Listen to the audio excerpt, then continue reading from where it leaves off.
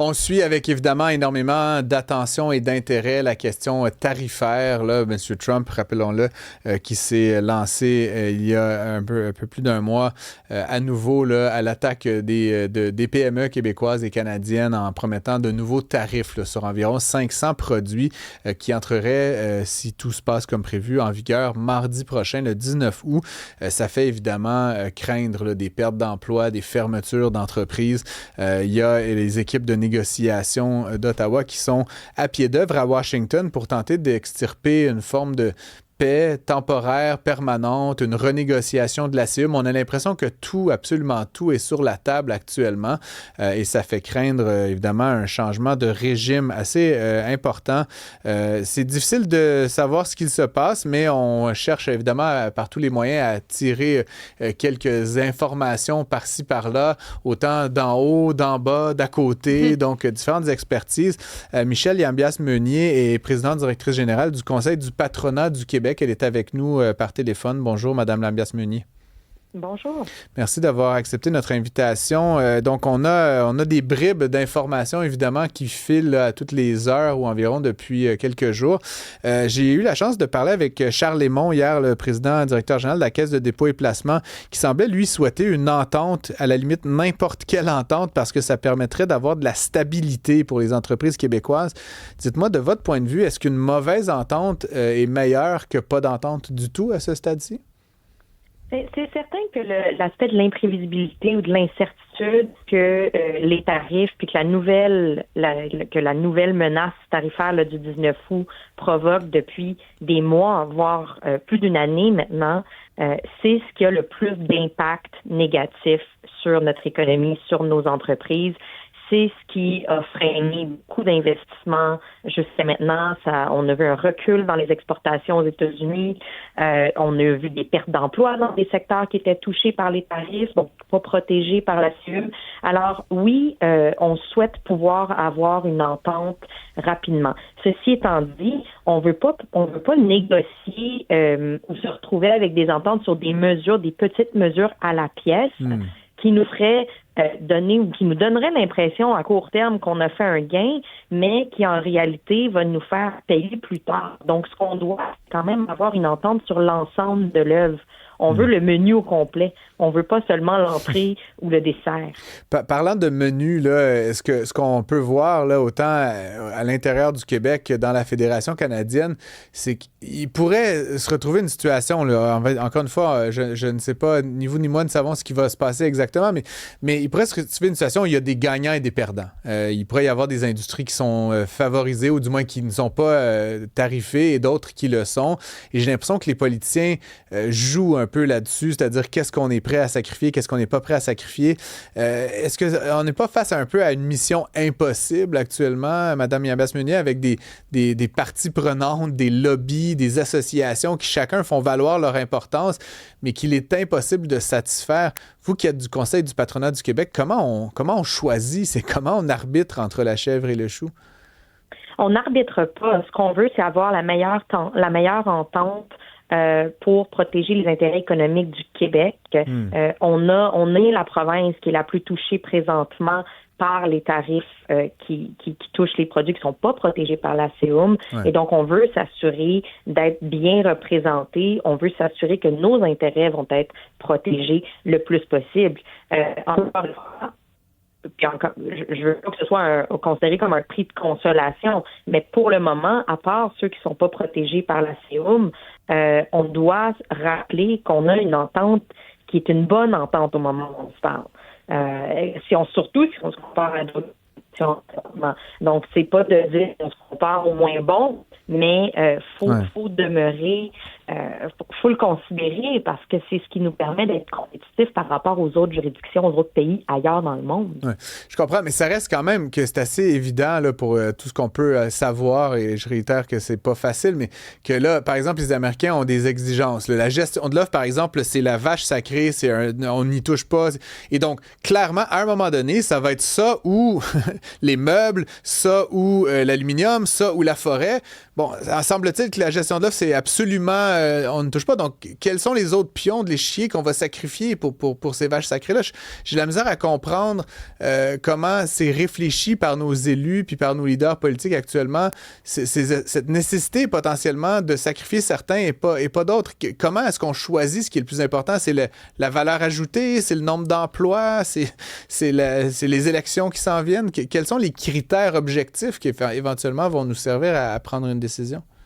Mm-hmm. Mais nous, on n'est pas à la table des négociations, puis ce qu'on dit, c'est laissons faire cette équipe-là qui joue à un jeu d'équilibriste présentement pour protéger justement la chèvre et le chou, qui doit faire preuve de confiance, de résilience. Puis la dernière place où on veut se trouver présentement, c'est de se diviser entre nous, entre les provinces ou entre les différents secteurs, alors qu'on négocie. On vous entend très mal, Mme Yabas-Menu, malheureusement. Je pense qu'on est en train de vous perdre.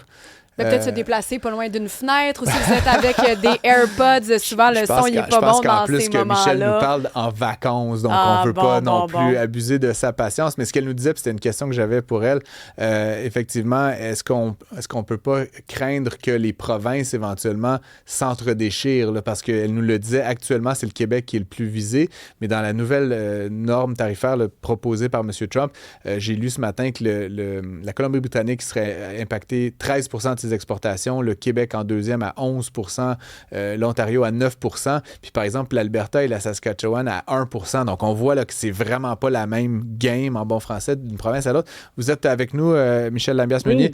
Justement, comment on évite que ça finisse en guerre fratricide entre les provinces, cette affaire-là?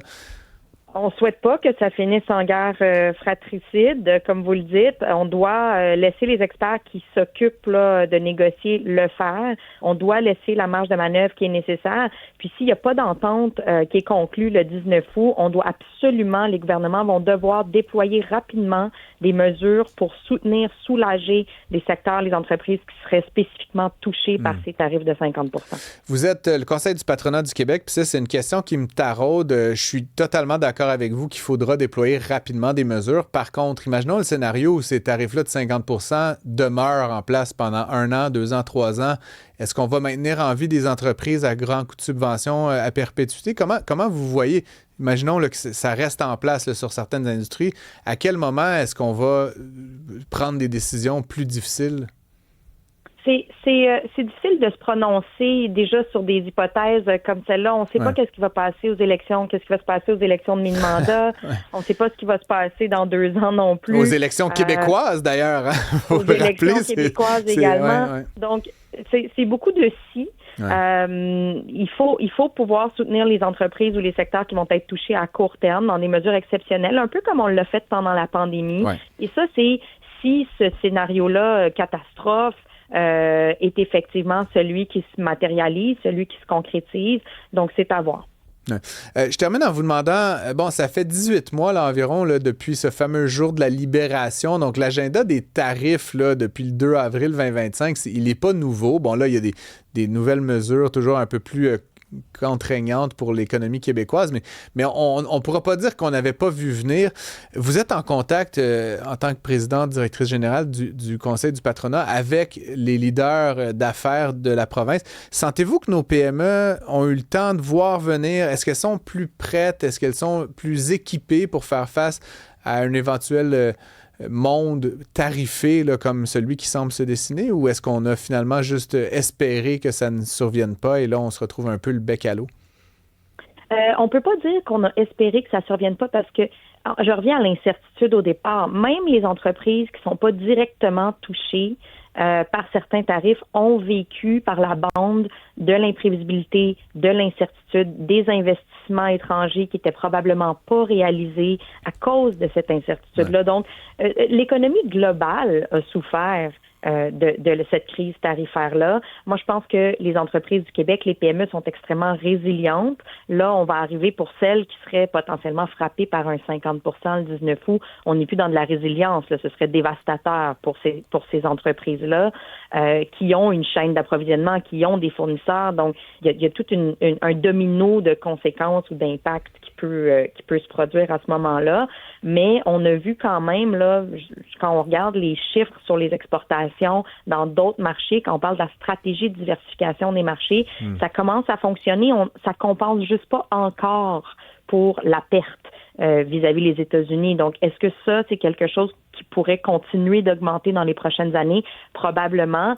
Il faut, avant tout, au-delà de stratégie de diversification, il faut que cette crise-là nous permette de se concentrer sur nos propres lacunes qu'on a dans notre économie au Québec, au Canada. On peut penser à la lourdeur réglementaire, à la difficulté d'avoir de la main-d'œuvre qualifiée. Donc, c'est une crise qu'on ne doit pas gaspiller. Et c'est un peu drôle, j'ai grillé parce qu'on me faisait remarquer que le 2 septembre de l'année dernière, Jean Charest nous disait « Dans 20 ans, nous remercierons Donald Trump pour cet électrochoc sur notre économie. » Je sais pas, j'aurais quasiment envie de lui poser la question s'il redirait cette même chose. Croyez-vous qu'il y a du bon qui va sortir de tout ça, Michel Lamberce-Meunier? Je pense qu'il y a du bon. C'est sûr que là, à court terme, on est dans la crise, on voit des entreprises souffrir, on voit des investissements qui sont pas réalisés. Vous parliez de l'entrevue que vous aviez faite avec Charles Lemond de la Caisse. Les chiffres sont là, les impacts sont là, mais effectivement, à moyen long terme, je pense que ça va nous avoir dégourdi, ça va nous avoir déniaisé sur certains aspects dans nos stratégies économiques globales. Puis peut-être que ça va nous avoir permis enfin de travailler davantage aussi avec les autres provinces, puis de regarder notre commerce intérieur. Absolument. Avec une nouvelle lunette. Michel Lamberce-Meunier, merci beaucoup et longue vie au déniaisage de nos économies. Je vous souhaite une bonne fin de vacances en vous souhaitant une bonne semaine prochaine fructueuse avec cette menace tarifaire. Merci d'avoir été avec nous. Et puis, en ce qui me concerne, fin d'émission, fin de semaine. Cybèle Olivier, tu es extraordinaire, bonne fin de semaine, sache-le. Francis. Et à toute l'équipe en régie, merci. À lundi.